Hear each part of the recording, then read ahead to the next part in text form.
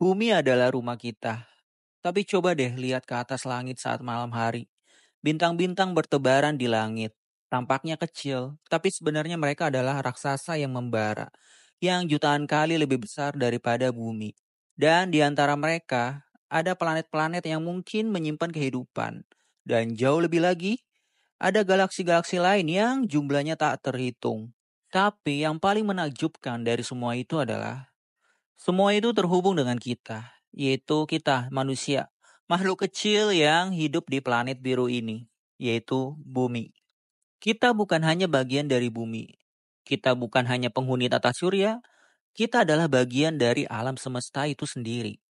Setiap atom di tubuh kita, karbon di kulit kita, oksigen yang kita hirup, zat besi yang ada di dalam darahmu, dulu lahirnya dari bintang yang meledak miliaran tahun yang lalu. Tapi perjalanannya nggak berhenti di situ. Kalau kita tarik lebih jauh ke belakang, semua ini, seluruh alam semesta, dulu hanya berasal dari satu titik yang sangat kecil, sangat padat dan sangat panas. Hingga akhirnya terjadi suatu peristiwa dahsyat yang mengubah segalanya, yaitu Big Bang. Dari ledakan besar itu, ruang dan waktu lahir. Bintang-bintang pertama terbentuk. Galaksi mulai bermunculan dan miliaran tahun kemudian dari sisa-sisa bintang yang mati lahirlah kita. Jadi, kalau ada yang bertanya, siapa kita? Jawabannya sederhana. Kita adalah anak bintang. Inilah Kosmos, buku karya Carl Sagan yang menceritakan sebuah perjalanan yang membuka matamu, membuatmu sadar betapa kecilnya kita, tapi juga betapa istimewanya kita. Dan saya jamin setelah menonton video ini, kamu gak akan pernah lagi melihat langit malam dengan cara yang sama. Jadi, siapkan dirimu buat perjalanan paling keren dalam sejarah manusia. Ayo kita mulai sekarang. Kalau kamu lihat di malam hari, bintang-bintang itu seperti diam aja di sana. Tapi sebenarnya mereka bergerak dalam harmoninya sendiri.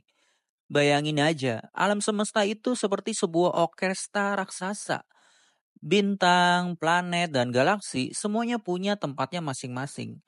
Mereka nggak asal jalan, tapi nurut sama hukum-hukum fisika yang udah ada sejak awal waktu. Dan kita ini bagian dari orkestra itu. Bumi bukan cuma satu nada kecil dalam lagu besar di alam semesta. Tapi yang bikin kita beda dari planet lain, kita sadar dan kita ngerti lagu ini. Artinya kita bisa mempelajari, melihat, bahkan mengubah lingkungan kita. Tapi kita, apakah kita ini sendirian di alam semesta? Atau ada makhluk hidup lain di luar sana yang juga bertanya-tanya tentang asal-usul mereka? Dulu, orang-orang mikir kalau bumi itu pusat alam semesta. Semuanya muter mengelilingi kita. Tapi ternyata kita bukan siapa-siapa. Bumi itu cuma bagian dari 8 planet di tata surya. Dan lebih gilanya lagi, tata surya kita ini cuma dari 1 miliaran sistem bintang di galaksi ini. Tapi yang bikin mind-blowing lagi, semuanya itu berjalan dengan rapi. Planet-planet gak asal tabrak. Mereka ada di jalur masing-masing, seperti lagi ngikutin aturan yang sudah ada sejak dulu. Dan di tengah tarian kosmik ini, ada satu planet kecil yang spesial, yaitu Bumi. Dari semua kemungkinan yang ada, kita kebetulan ada di zona yang pas buat kehidupan. Suhunya nggak terlalu panas, nggak terlalu dingin, atmosfernya pas juga. Pokoknya, kayaknya kondisinya ini udah disiapin buat manusia hidup. Tapi ini yang membuat kita berpikir, di luar sana ada tidak ya planet lain yang juga cocok buat kehidupan seperti di bumi ini? Kalau ngomongin surga dan neraka, biasanya itu kebayang dengan dunia setelah kematian. Tapi kalau kita lihat tata surya kita sendiri, ada planet-planet yang bisa dibilang seperti surga, ada juga yang lebih parah daripada neraka. Dan coba tengok planet Venus. Dari jauh dia seperti kembaran bumi. Tapi pas kita kirim wahana ke sana, gilanya suhu di sana itu bisa melelehkan logam. Udaranya penuh dengan karbon dioksida. Dan lebih parahnya lagi, Di Venus itu terjadi hujan asam sulfat yang bersifat sangat korosif. Jadi Venus itu adalah neraka beneran di dunia nyata.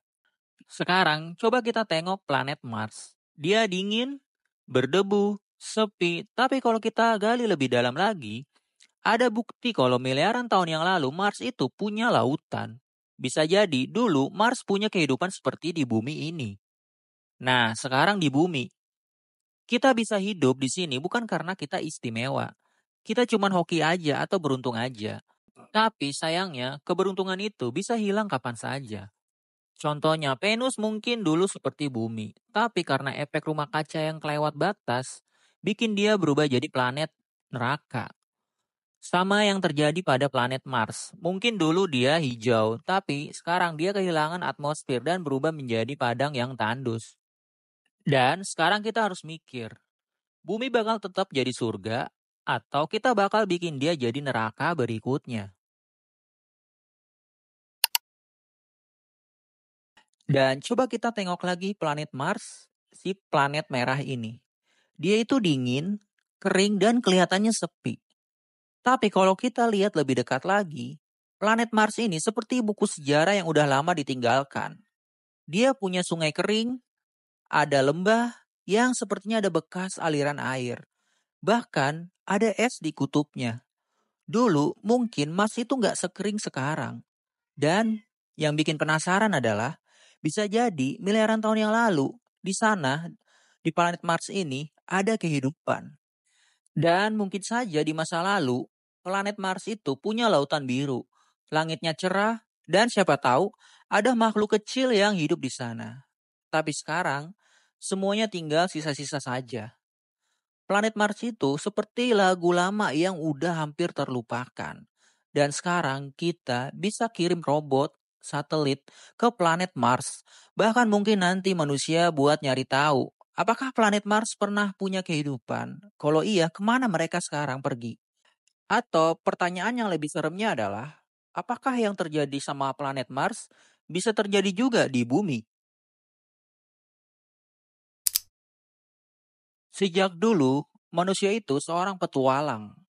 Kita selalu penasaran, ada apa di balik cakrawala itu? Dulu kita berhasil melintasi lautan yang luas, nyari benua baru.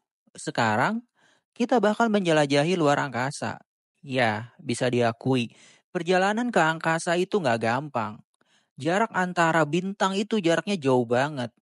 Bahkan, kalau kita bisa terbang secepat cahaya, bisa butuh ribuan tahun buat nyampe ke bintang terdekat. Tapi, siapa bilang kita harus jadi yang pertama? Bisa jadi ada pelancong lain di luar angkasa sana udah lebih dulu menjelajahi galaksi ini. Mungkin ada peradaban yang udah ribuan tahun lebih maju dari kita. Pertanyaannya adalah, kalau memang mereka ada, kenapa mereka belum datang ke bumi? Atau mereka udah datang, tapi kita nggak sadar akan kehadiran mereka? Apakah kita ini cuma anak kecil di hutan yang nggak sadar kalau ada pemburu yang ngeliatin dari balik bayangan? Serem banget kan? Atau bisa jadi, kitalah yang menjadi pelancong pertama yang ninggalin jejak di galaksi ini. Coba lihat ke langit malam. Kalau kamu lagi jauh dari kota, jauh dari lampu-lampu yang terlalu terang, kamu bakal lihat sesuatu yang luar biasa. Garis putih samar yang membentang di langit itu bukan kabut, bukan awan juga. Itu adalah Bima Sakti, galaksi kita, rumah kita di jagat raya. Dulu, orang mikir itu cuma hiasan di langit saja. Sampai akhirnya kita tahu, itu sebenarnya kumpulan miliaran bintang-bintang. Semuanya berputar mengelilingi pusat galaksi. Dan lebih gilanya lagi, kita ini cuma setitik debu di pinggirannya. Bintang-bintang yang kamu lihat itu cuma bagian kecil dari galaksi ini. Matahari kita cuma bagian dari ratusan miliar bintang lainnya. Dan kalau kamu zoom out lebih jauh lagi, di luar sana masih ada miliaran galaksi lainnya. Jadi, kalau kamu pernah ngerasain sendirian di alam semesta, coba pikirkan lagi. Mungkin kita bukan sendirian. Kita cuman belum menemukan yang lain aja. Gimana kalau saya bilang, setiap kali melihat bintang, kamu sebenarnya lagi melihat ke masa yang lalu. Cahaya itu butuh waktu buat sampai ke mata kita. Cahaya dari matahari butuh waktu 8 menit. Tapi bintang-bintang di luar sana di tata surya bisa butuh puluhan, ratusan, bahkan miliaran tahun. Jadi saat kita lihat bintang di langit, bisa saja bintang itu sudah mati. Kita cuma ngelihat sisa-sisa cahayanya yang masih dalam perjalanan menuju ke mata kita. Kita ini seperti penjelajah waktu. Dan bukan cuma itu, kita juga udah nemuin cara buat menjelajahi dalam ruang dan waktu dengan fisika. Lubang hitam, misalnya ada teori yang bilang kalau kita masuk ke dalamnya, kita bisa muncul di tempat lain di alam semesta. Pertanyaannya adalah, ada nggak makhluk lain di luar sana yang udah lebih dulu nemuin caranya? Atau mungkin mereka udah datang ke sini, tapi kita nggak sadar. Kalau kamu pikir bintang itu cuma titik kecil yang bersinar di langit, kamu salah besar. Bintang itu hidup. Mereka lahir, berkembang, lalu mati. Dan setiap kematian bintang itu bisa menciptakan sesuatu yang baru. Ambil contoh matahari kita. Dulu, matahari lahir dari awan gas dan debu. Lalu matahari menyala, memancarkan energi, jadi sumber kehidupan kita. Tapi nanti, miliaran tahun lagi, matahari bakal berubah. Matahari bakal membesar, menelan bumi, lalu mati jadi kerdil putih. Tapi kalau ada bintang yang lebih besar dari matahari, mereka akan meledak. Ledakan tersebut disebut dengan supernova. Dan dari sanalah lahir elemen-elemen yang membentuk planet bahkan tubuh kita ini. Iya, kamu nggak salah dengar. Atom-atom di tubuh kita ini dulunya berasal dari bintang yang meledak miliaran tahun yang lalu.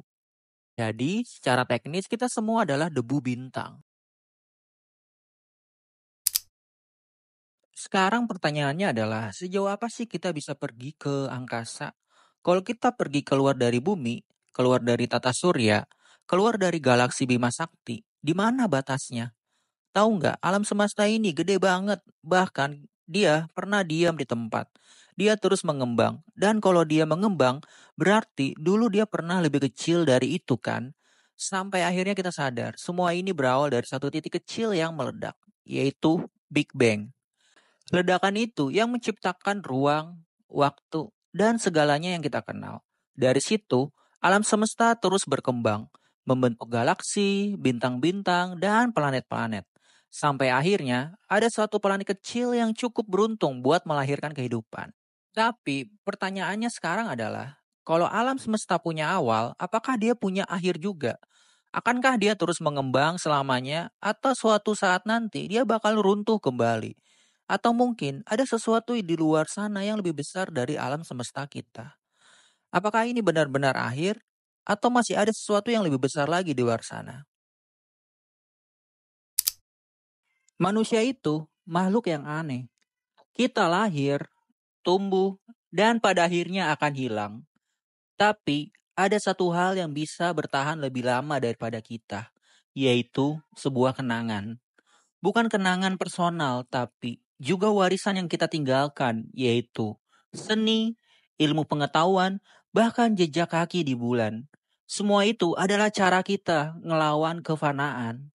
Dulu, peradaban besar seperti Mesir, Yunani, dan Romawi juga pernah jaya. Sekarang, mereka cuma tinggal reruntuhan aja.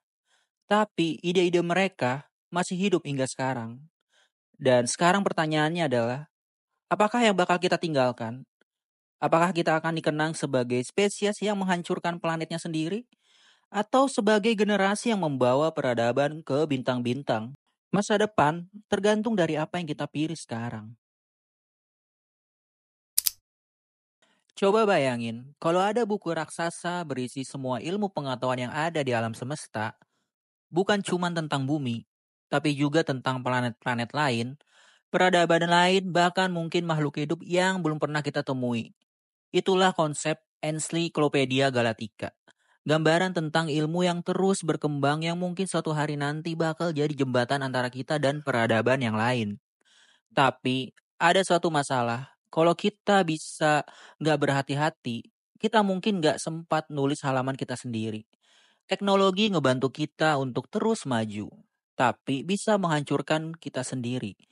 Bencana alam, perang, perubahan iklim, semuanya adalah ancaman yang nyata. Jadi, pertanyaannya sekarang, apa kita bakal jadi salah satu bab di Ensiklopedia Galactica atau kita cuman jadi catatan kaki yang terlupakan? Misalnya, kalau suatu hari nanti kita ketemu makhluk asing di luar angkasa, siapa yang bakal berbicara mewakili kita? Siapa yang bakal bilang begini? Kami dari bumi, kami hidup, kami pernah mencintai, bermimpi, dan mencari tahu tentang alam semesta. Apakah itu ilmuwan, pemimpin negara, seniman, atau mungkin semua manusia yang pernah menatap ke langit dan bertanya-tanya, apakah kita ini sendirian? Saat ini, kita mengirim Voyager. Kita sisipkan rekaman suara, musik, dan pesan dari manusia. Seolah-olah kita berbisik ke kosmos dan berharap ada yang mendengar. Dan ini bukan sekedar pernyataan tentang makhluk hidup asing. Ini adalah pernyataan tentang identitas kita sebagai manusia. Siapa sebenarnya kita? Apa yang kita perjuangkan dan apakah kita sudah cukup dewasa sebagai peradaban untuk melangkah keluar angkasa? Tapi kalau dipikir-pikir lagi, kita nggak perlu nunggu makhluk asing datang buat mulai mempertanyakan siapa diri kita sebenarnya. Karena pada akhirnya yang paling penting bukan cuma pesan-pesan yang kita kirim ke bintang-bintang, tapi juga bagaimana kita memperlakukan satu sama lain di sini, di bumi, di rumah kita sendiri. Jadi, itulah kosmos. Perjalanan kita menelusuri alam semesta. Dari debu bintang-bintang sampai ke pertanyaan terbesar tentang kehidupan. Kita ini cuma setitik kecil di lautan kosmos. Tapi justru karena itu setiap momen yang kita jalani jadi lebih berharga. Jadi buat kamu yang masih suka ngelamun lihat langit malam, yang masih penasaran sama misteri jagat raya, kamu gak sendirian. Karena rasa penasaran itulah yang bikin kita, manusia, akan terus maju melangkah. Dan siapa tahu, mungkin suatu hari nanti kita bakal jadi peradaban yang meninggalkan jejak di antara bintang-bintang.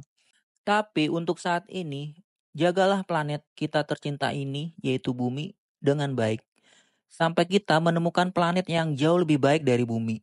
Dan bumi adalah satu-satunya rumah yang kita punya untuk saat ini. Terakhir, kalau kamu suka video ini, jangan lupa like, komen, dan subscribe ya, biar kita bahas lebih banyak lagi tentang alam semesta dan segala keajaibannya. Dan kalau kamu punya teori atau pertanyaan yang bikin kamu nggak bisa tidur, tolong tulis di kolom komentar aja ya. Siapa tahu itu bisa jadi topik di video kita selanjutnya. Oke, makasih banget ya udah nonton sampai selesai video ini. Sampai jumpa lagi di video selanjutnya. See ya!